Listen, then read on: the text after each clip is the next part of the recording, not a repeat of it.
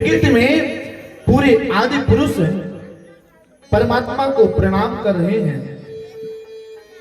कितना आश्चर्य की बात है प्रभु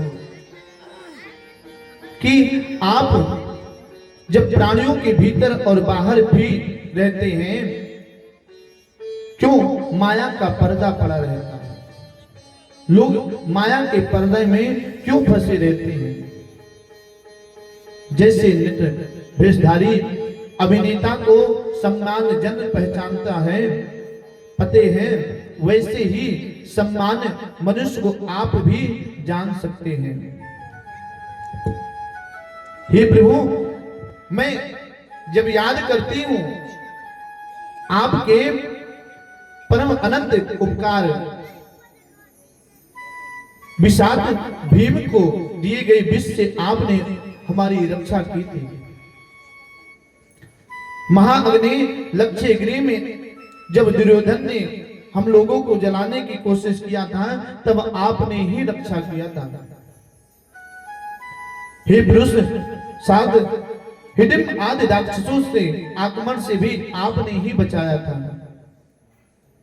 महाराज, इतने उपकार आपके जब हम याद करते हैं तो हमारी आंखें भर आती हैं।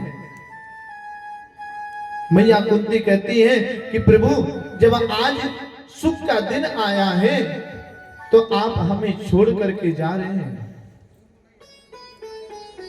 जब आज युधिष्ठिर राजा बन गए हैं तो आप छोड़ करके जा रहे हो। प्रभु, मुझे बस एक उपकार और कर दीजिए। प्रभु ने कहा, कैसे उपकार? कहा, मुझे दुख दे दीजिए। मुझे सुख नहीं चाहिए, मुझे दुख दे दीजिए। क्यों? क्योंकि दुख में आप हमारे साथ में थे। जब तक हमारे पास दुख था तब तक आप प्रभु हमारे साथ में थे, और आज जब सुख की घड़ी आई महाराज तो आप छोड़ करके द्वारिका जा रहे हो। महाराज, मैया की बातों को सुन करके भगवान कुछ दिन के लिए और रुकते हैं, ठहरते हैं वहां पर। हे माधव, अब पांडव यदुवंशों के प्रति मेरे स्नेह को आप काट दीजिए। कुंती मैया कहती हैं। इतना कहने के बाद में भगवान कहते हैं कि बुआ जी, जब आप कहेंगी तब मैं अब द्वारका जाऊंगा। एक दिन युधिष्ठिर उदास बैठे हुए थे कि ये महाभारत का युद्ध मेरे कारण हुआ है। मेरे कारण कौरव के वंश के विनिष्ट हो गए हैं। ऐसे राजा को धिक्कार है।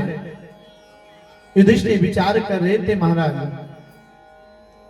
तब तक भगवान आते हैं और उनको साथ में अर्जुन, भीम, पांचों पांडवों को लेकर के वहां भीष्म पितामह के पास में पहुंचते हैं। पितामह भीष्म उनको देख करके भगवान को प्रणाम करते हैं और अर्जुन से कहते हैं कि हे अर्जुन, आप इस संसार में सबसे बड़े भाग्यशाली हो। क्यों? क्योंकि आपके अनेक रिश्ते भगवान से जुड़े हैं। कभी आप इनको अपना साला बना लेते हो, तो कभी स्वामी बना लेते हो, कभी भगवान बना करके पूजन करने लगते हो, कभी सारथी बना करके महाराज रथ को हकवाते हो। भगवान की तरफ देख करके भी पितामह कहते हैं कि हे प्रभु, जब आप रंगभूमि में खड़े होकर के अर्जुन को गीता का उपदेश दे रहे थे, तब आपने अपनी माया के द्वारा शत्रुओं के बल को छीण कर रहे थे। वो गीता का ज्ञान नहीं था प्रभु, बल्कि शत्रुओं का छीण कर रहे थे, बल को छीण कर रहे थे।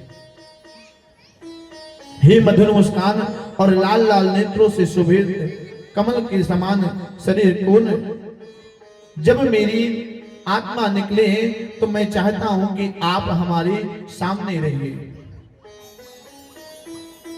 भगवान ने युधिष्ठिर की तरफ देख करके कहते हैं कि जो भी आपको प्रश्न पूछना है वो पितामह से पूछ लीजिए।